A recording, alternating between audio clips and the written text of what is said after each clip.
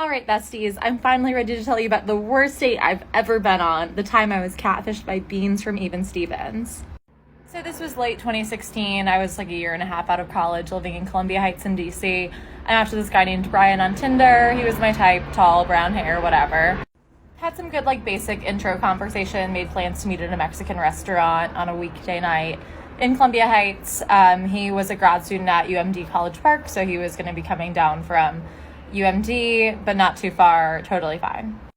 Day comes, our date's at 6:30. He texts me at 6:20 and is like, hey, the metro is being stupid. I'm going to be at least 15 minutes late. I was like, cool. My apartment is around the corner from the Mexican restaurant, so I'm just chilling at home until he lets me know that he's getting off the metro. Which he texts me about at 7, so not 15 minutes late, at least 30 minutes late, but whatever, We probably both get there around 7:10 p.m. It's fine. So I get to the restaurant and I'm looking around, I'm 5'10", so at eye level and above. And all of a sudden this man comes up to me who's probably comes up to my boob. And he's like, Jesse? And I'm like, Brian? And he's like, yeah. And I'm confused because this is not the man I match with. He looks like dead ass, I'll add pictures, Beans from Even Stevens.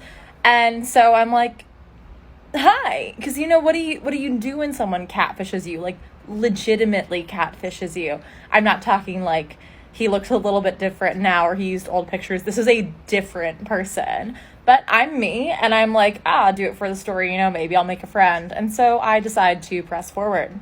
As one may intuit, this date is horrible. Not only is he a catfish, he's also an impossible conversationalist. I'm just telling my whole life story until at one point he's like, I can't wait for you to meet my family. And I was like, what?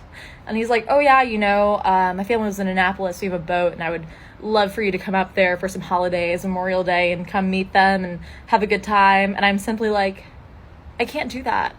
Also, this is a Mexican restaurant. It's someone's birthday near us. There's a mariachi band playing happy birthday. And I'm like, this could not be more weird. Nothing about this seems real right now. So the check comes. Mind you, I've had one house margarita and the vegetarian tacos. He ordered the chorizo chimichanga and 2 specialty mojitos. Check comes. He looks at me and goes, let's split this, yeah? And you know what? I just want to go home, so whatever. I split the check. I walk home. He texts me, had a great time. Would love to see you again. I ignore it. Over the coming months, he Snapchats me daily.